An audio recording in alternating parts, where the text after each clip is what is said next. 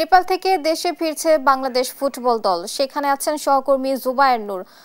Zubair, football দল দেশে পৌঁছেছে কিনা, বিমানবন্দরে এখন কি অবস্থা চলছে, আমাদের বিস্তারিত জানাবেন। জি বুবলি, আপনি যেমনটি দেখতে পাচ্ছেন যে আমি এই মুহূর্তে দাঁড়িয়ে আছি শাহজালাল আন্তর্জাতিক বিমানবন্দরের ভিআইপি গেটের সামনে। এখন পর্যন্ত বাংলাদেশ ফুটবল দলের আসার কোনো খবর আমরা পাইনি, তবে যতটুকু খবর আমরা পেয়েছি যে নেপালের আন্তর্জাতিক বিমানবন্দরে তারা এখন অবস্থান করছে এবং ইমিগ্রেশন পার করে তারা বিমানের জন্য অপেক্ষা করছে দেশে আসার। এর আগে আমি একটু জানিয়ে রাখি যে এই চলতি মাসেই কিন্তু ৩ তারিখে বাংলাদেশ দল নেপালে যায় দুটি প্রীতি ম্যাচ খেলতে নেপালের সঙ্গে।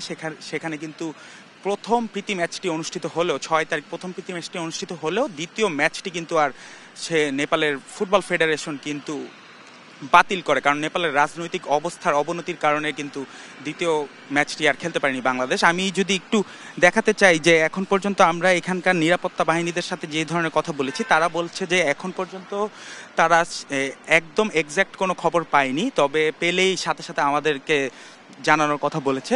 আর আমি যদি আরেকটু জানিয়ে রাখি যে গত মাসে আগস্টে কিন্তু নেপালের যেই সাবেক সরকার ছিল সেই সরকারের দ্বারা একটি জারি ঘোষণা করা হয় সোশ্যাল মিডিয়ার ইউজের ইস্যু হিসাবে। সেখানেই কিন্তু জেনজি ছাত্র সমাজ কিন্তু সেই আদেশ মেনে নেয়নি এবং বিক্ষোভে রূপ নেয়, এবং সেই বিক্ষোভের জেরেই কিন্তু ৪ তারিখ যখন নেপালের সরকার নেপালের ২৬টি সামাজিক যোগাযোগ মাধ্যম বন্ধে নিষিদ্ধ করার দাবি জানিয়েছে, সেখানেই কিন্তু আপনার এই আন্দোলন শুরু হয় এবং আন্দোলনের ভয়াবহ রূপ নেয় কিন্তু গত ৮ সেপ্টেম্বর। এবং ৮ সেপ্টেম্বর কিন্তু পুলিশের সাথে সংঘর্ষের কারণে নেপালের প্রায় ১৯ জনেরও বেশি শিক্ষার্থী এবং আন্দোলনকারীরা মারা যান। এরপরেই কিন্তু ৯ সেপ্টেম্বর